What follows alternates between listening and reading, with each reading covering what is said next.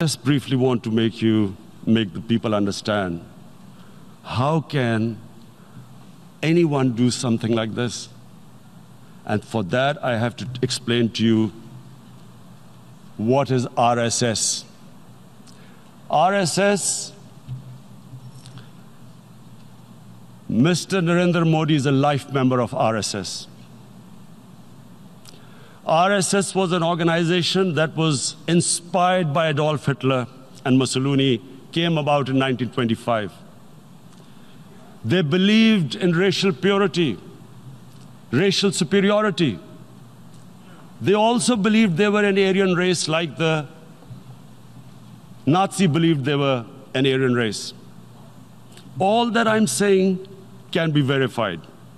This is the time of information revolution. You can Google all this, what I'm saying. But it is very important for me to explain this to you so you know what is happening in India. This RSS believed in the ethnic cleansing of Muslims from India. At one point, there was racial superiority of the Hindu race.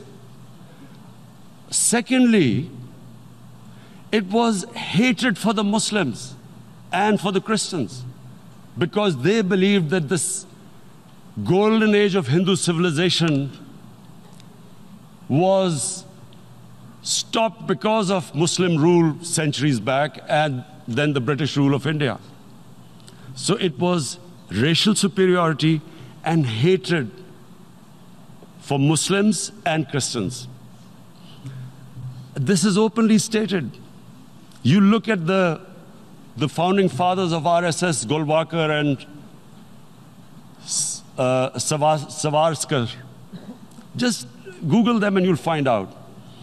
And this ideology of hate is what murdered the great Mahatma Gandhi in 1948. It was this ideology of hate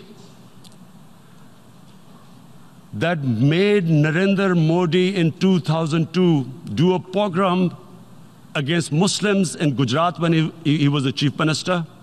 He allowed 3 days for these RSS goons who were inspired by the Hitler brown shirts. They actually wear brown shirts. This RSS, the Congress Home Minister gave a statement that in RSS camps, terrorists are being trained. And these terrorists butchered 2,000 Muslims and 150,000 Muslims were made homeless. Narendra Modi could not travel to the US because of that.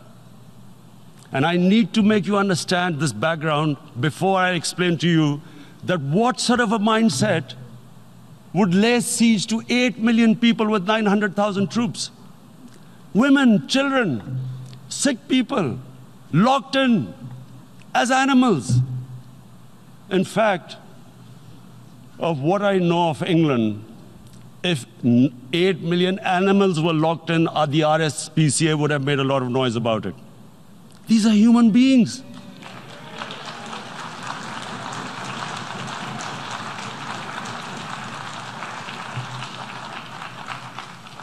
And Mr. President, what comes with racial superiority, these illusions of Aryan superior race, is arrogance. The two go together. And it's arrogance that makes people make mistakes and do stupid things. Cruel things like what Narendra Modi has done. It's sheer arrogance. Mr. President, 100,000 Kashmiris have died in the past 30 years because they were denied the right given by the United Nations, the right for self-determination. 100,000 have died and 11,000 women have been raped. There are 2 United Nations human rights reports on this. The world hasn't done anything because India is a huge market, 1.2 billion people. Sadly, the material prevails over the human. What do you think they will think the way they have been boxed in their houses, treated like worse than animals. No rights. Thousands of all the political leadership has been arrested, taken out of Kashmir. Even those Kashmiri leaders who were pro-India have been taken out. 13,000 boys have been picked up and taken to God knows which destinations. So what do they think? What will the people of Kashmir do when they lift the curfew? They will be out in the streets. And what will these soldiers do? They will shoot them. They've already used pellet guns, blinded young boys. In the last 6 years, the 5 years, the oppression that has gone on in Kashmir, Kashmiris will be further radicalized. Mr. President, there will be another Pulwama. And guess what? India will blame us. They're already blaming us. They're saying all this is happening because of Pakistan. One of their defense ministers said there are 500 terrorists lined up on the border to go in. Why would Pakistan send 500 terrorists when there are 900,000 troops? What impact are they going to make? What will they do? And why would? Don't we know that the moment there is some terrorist attack, all that will happen is there'll be further cruelty and oppression of the people of Kashmir. We will just give the 900,000 troops to further crush the people of Kashmir. And then we'll give the Indian government an excuse that, look, Pakistan is a terrorist state, and this mantra that has gone on, Islamic terrorism. The moment you use this catchword, Islamic terrorism, the whole world turns away. No one talks about human rights. You can do whatever you want, which is what has happened in Kashmir, because they keep using this word, Islamic terrorism. And this is what they're doing right now. What do we benefit from further increasing the cruelty on the people of Kashmir? And why would we want this? But there is no other narrative left for India. As when they lift the curfew, whatever happens, Pakistan will be blamed, and there is always a danger of another Pulwama. They might come and bomb us again, and then another cycle might start. And what does Narendra Modi think that 180 million Muslims of India are thinking right now? Aren't they watching these Kashmiris stuck inside for 55 days they've been stuck in? Aren't they watching? What do you think? Don't you think that the Muslims will be radicalized in India? And I'm talking about 180 million people. And when they get radicalized, there will be some incident in India somewhere down the line. Again, we will be blamed. And I'm warning you right now, again, we will be blamed. And Mr. President, what about 1.3 billion Muslims who are watching this? And they know that it is only happening in Kashmir because they're Kashmiri Muslims. This is not happening to Kashmiri Hindus. They know that this is happening because of their religion. So what do you think they will be thinking?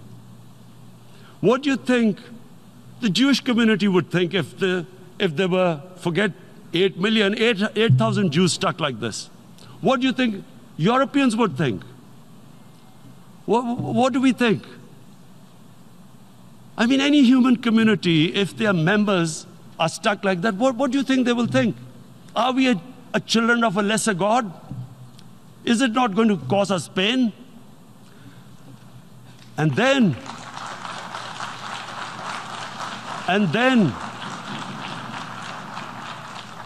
I'll tell you what will happen. People will, in the 1.3 billion Muslims, someone will pick up arms. I know we've been brought up with films, Western films. This good, decent guy doesn't get justice. He decides to pick up a gun and start seeking justice. There was a film made in New York, famous film called Death Wish. This guy gets mugged by and his family, his wife gets killed or something. He can't get justice. He picks up a gun and he goes around shooting muggers. And the whole cinema cheers him on. So what do you think the Muslims are thinking right now? If there is a bloodbath, there will be Muslims becoming radicals, not because of Islam, but because of what they will see, that there's no justice when it comes to Muslims. There were Rohingya Muslims, Myanmar, who are, God knows, almost 1 million people out, ethnic cleansing. What was the response of the world community? So what do you think will be the response of 1.3 billion Muslims? I picture myself. I'm in Kashmir. I've been locked up for 55 days. I have heard about, and there are rapes, Indian Army going into homes, soldiers. Would I want to live this humiliation? Would I want to live like that?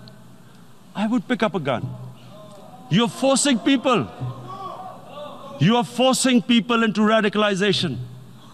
When people lose the will to live, what is there to live for? And this is what, if you can do this to human beings, you are actually radicalizing people.